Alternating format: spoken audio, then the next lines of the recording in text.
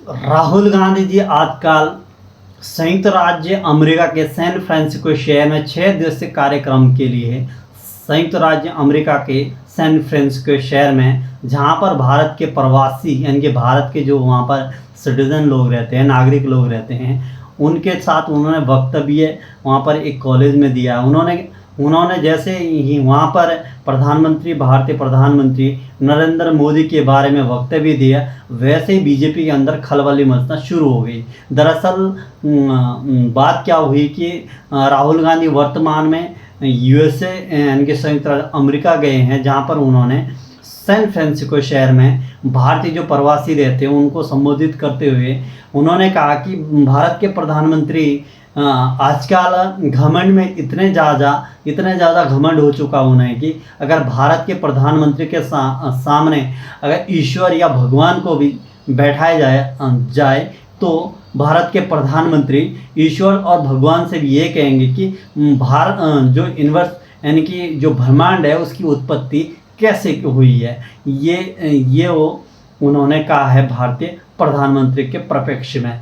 और जैसे ही उन्होंने सैन फ्रांसिस्को में ये वक्तव्य दिया और भारतीय जनता पार्टी में खलबली मचना शुरू हो गई है। भारतीय जनता पार्टी ने ट्वीट करना या जो उनके प्रवक्ता लोग हैं या उनके कैबिनेट मंत्री, राज्य मंत्री या सांसद या विधानसभा के सदस्य जो भी है या मुख्यमंत्री, उन्होंने बोलना एक तरफ से शुरू कर दिया। उन्होंने कहा कि ये भारत के प्रधानमंत्री के खिलाफ बोल रहे हैं या भारत की जो भी आलोचना वो विदेश में नहीं करनी चाहिए थी।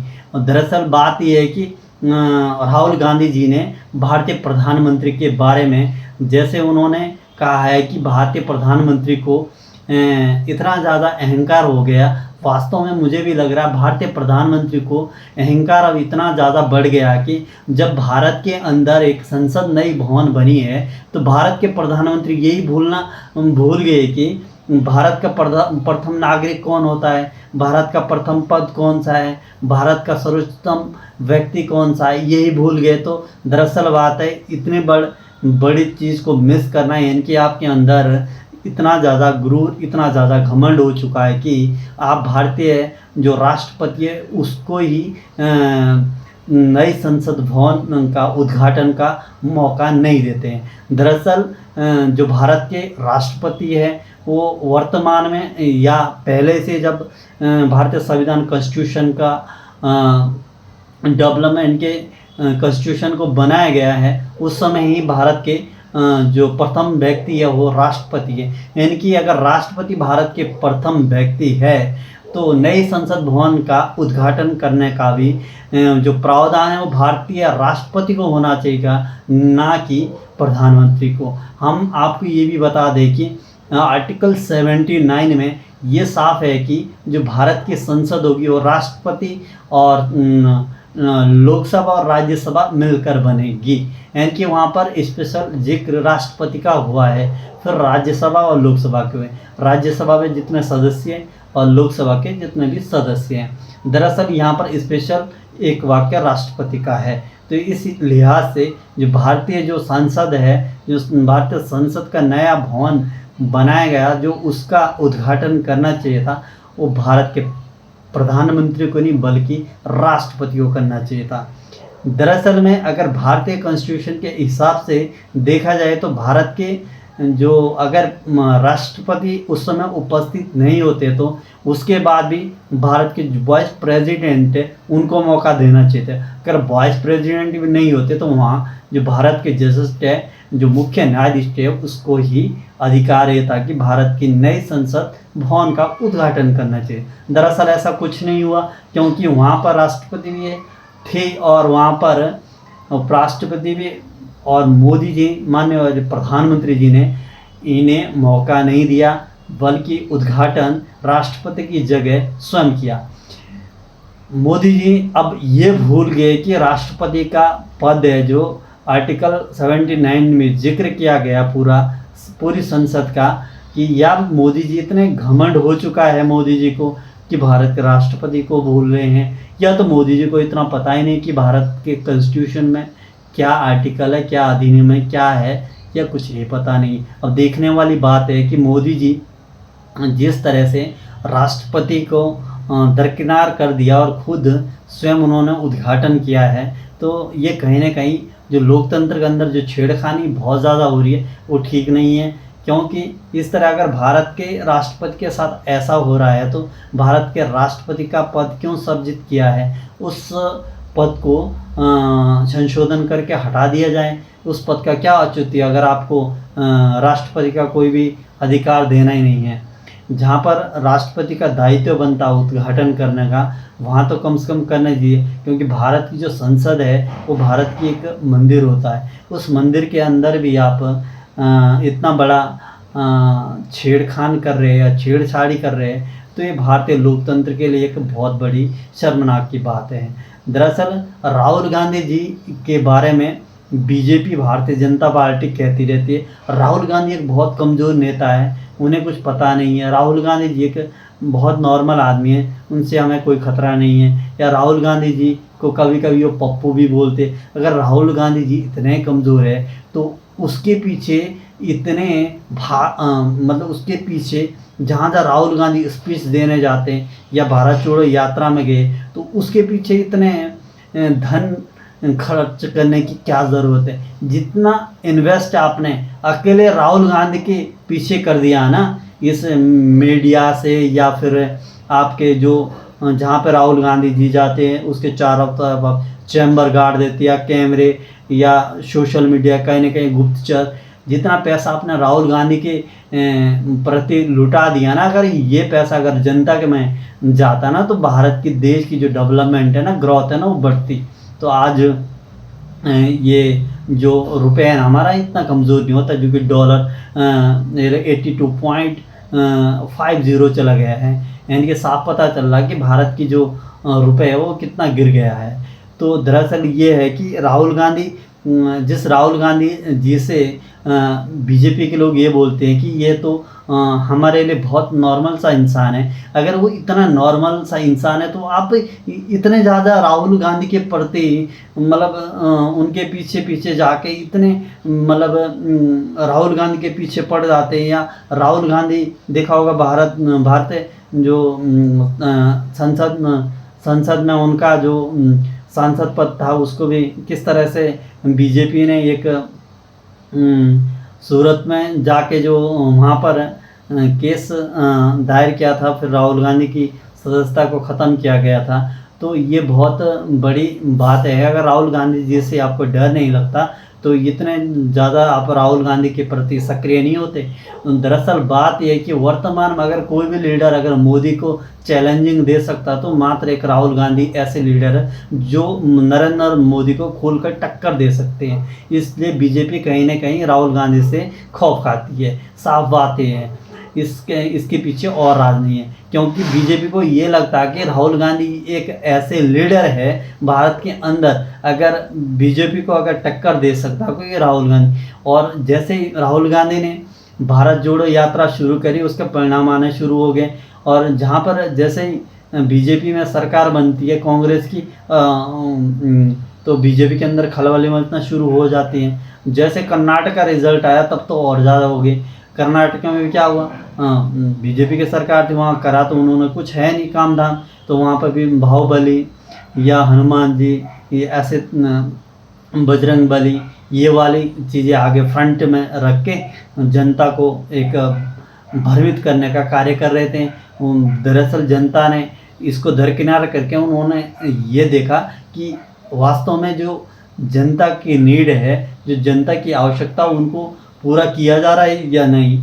उन्होंने खारिज कर दिया कि भारत के अंदर अगर किसी भी सत्ता को रहना होगा तो यहाँ पर विकास करना होगा, यहाँ पर ये नहीं चलेगा यहाँ बजरंग दल ला दिया या हनुमान जी की मूर्ति इस तरह से राम मंदिर बना दिया। ठीक है, हम भी हिंदू है, हिंदू की रक्षा करना एक हमारा भी कर्तव्य है, बट ये नहीं कि आप विकास के मुद्दों को गायब कर दो, वहाँ पर ये वाली राजनीति खेलना शुरू कर दो। भारत की आप आज तक राहुल गांधी ने सैन फ्रांसिस्को में क्या कहा, मोदी जी कभी बेरोजगारी पे बात नहीं करते, मोदी जी कभी महंगाई पे बात नहीं करते, मोदी जी कभी विकास के प्रति बात नहीं करते। इन सारी तमाम चीज़ों को हटाकर वो दूसरी चीज़ों में जैसे धर्मवाद आदि ऐसी चीज़ों में ज़्यादा बल देते हैं ताकि जनता का जो भी भ्रम है उसको मतलब साइड किया जाए। तो ये तमाम सारी चीज़ें हैं जो कि बीजेपी अभी कर रही है। और राहुल गांधी जी अपने जो भी, अगर राहुल गांधी जी जहाँ जा रहे हैं, राहुल गांधी अगर बीजेपी सैन फ्रांसिस्को में भी गए अभी, तो एक सामान्य नागरिक के तौर पर उन्होंने वीज़ा प्राप्त किया है, तो उससे भी क्या दिक्कत है। वर्तमान में ना तो ये सांसद हैं, ना ही कोई भारतीय राष्ट्रीय कांग्रेस के अध्यक्ष हैं, वो तो एक नॉर्मल इंसान होंगे हम जैसे। फिर भी बीजेपी को इतनी सारी दिक्कतें हो रही, जहाँ राहुल गांधी जाते हैं उनका वीज़ा बनने नहीं देता है, दिक्कतें शुरू करना हो जाती हैं। तो ये तमाम सारी चीज़ें बोली है राहुल गांधी ने सैन फ्रांसिस्को में। और दूसरी बात एक उन्होंने ये बोली है, जो भारत के अंदर जो गैर संवैधानिक बॉडी है उसका गलत तरह से भारतीय जनता पार्टी उपयोग करे। और ये बात सत्य भी है, ये हमने देखी है। आपने दिल्ली सरकार के प्रति देखा हो, केजरीवाल और के सरकार के प्रति देखा होगा, मनीष सिसोदिया जो डिप्टी सीएम हो उसके, ठीक है उन्होंने अगर किया होगा ऐसे तो होना चाहिए उनके साथ। बट अगर यही काम अगर मनीष सिसोदिया ही ऐसे बोल दें कि हम बीजेपी में शामिल होते हैं, तो ये ही जो केस है जितने करोड़ का भी लगा रखा उन्होंने, तो साफ अगर वो बीजेपी ज्वाइन करते तो ये सब खत्म हो जाता। तो दरअसल समझ में ये नहीं आता, अगर कोई भी दूसरी पार्टी में जाके करप्शन करता है तो वो अगर बीजेपी में अगर किसी भी कैंडिडेट ने या कोई भी बीजेपी के अन्य पार्टी का अगर कोई नेता 100 करोड़ का नुकसान करता है भारत सरकार का, अगर वही नेता उस पार्टी को छोड़कर, वो चाहे XYZ बीजेपी के सिवाय कोई भी हो, अगर बीजेपी ज्वाइन कर देता तो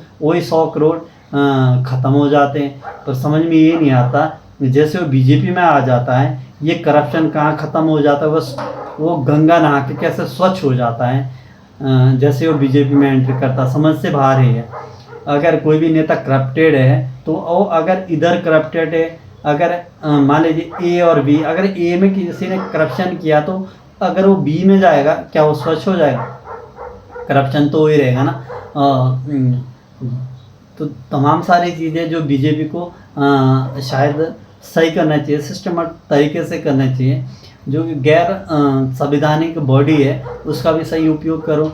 जहाँ पे आपकी पार्टी है, जिस राज्य में भी आपकी पार्टी है, वहाँ पे भी अगर कोई भी नेता हो, वो चाहे बीजेपी का हो, आपका हो, 6 राष्ट्रीय दल है अभी, उस पार्टी का अगर कोई भी नेता या क्षेत्रीय दल भी है कहीं, तो उनके ऊपर सेम लागू होना चाहिए। तब तो हम मानते हैं कि बीजेपी जो कॉन्स्टिट्यूशन के हिसाब से वो बिल्कुल कार्य कर रहे हैं। पर ऐसा कुछ नहीं हो रहा है। जहाँ पे बीजेपी की पार्टी है, जहाँ पे उनकी सरकार है राज्य में, वहाँ पे ना तो ईडी आती है, ना सीबीआई आती है, ना तो कोई और गैर संवैधानिक बॉडी आती है। पर हाँ, अगर जहाँ पर बीजेपी नहीं होगी, अन्य दल या स्थानीय दल हो, चाहे राष्ट्रीय पार्टी का कोई भी दल होगा, वहाँ पे ज़रूर ईडी और सीबीआई का प्रयोग करें। दरअसल बात यह है कि अगर बीजेपी इस तरह ही करती रही, इस तरह ही अपने आप को आगे करने की कोशिश करे, तो ये दिन ज़्यादा नहीं चलने वाले। जो आप सोच रहे हो कि कांग्रेस ने 70 साल तक करा था, शायद उन्होंने अगर 70 साल तक किया होगा तो कुछ ना कुछ तो उन्होंने करा होगा, नहीं तो वो 35 साल में, 8 साल में, 10 साल में, 5 साल में उन्हें दरकिनार कर दिया जाता, क्योंकि उस समय भी लोकतंत्र था। 1947 के बाद तो लोकतंत्र ही है, तो उन्हें कहीं ना कहीं दरकिनार किया जाता था, जैसे वर्तमान में। तो मुझे लग रहा है कि बीजेपी ज़्यादा दिन या ज़्यादा समय तक टिक नहीं पाएगी, क्योंकि जिस तरह से बीजेपी एक चीज़ को फोकस मान के धर्म और जातीयवाद के समीकरण को आगे रख के मतलब अपने आप को प्रमोट करने की कोशिश कर रहा है, तो इससे जो बीजेपी है वो बहुत ज़्यादा सालों तक टिकने वाली नहीं है। क्योंकि इस तरह की जो राजनीति है कुछ क्षण भर के लिए होती है, फिर वो ख़त्म हो जाती है, क्योंकि ये राजनीति ज़्यादा नहीं चल सकती है। अगर आपको लंबे समय तक राजनीति करनी है तो देश के अंदर विकास करना होगा, देश के अंदर बेरोज़गारी को ख़त्म करना होगा, देश के अंदर अपने मुद्रा को, जो पैसा है उसको मजबूत करना होगा, देश के अंदर इंफ्रास्ट्रक्चर को भी डेवलपमेंट करना होगा, देश के अंदर आपको तमाम सारी समस्याओं का समाधान करना होगा।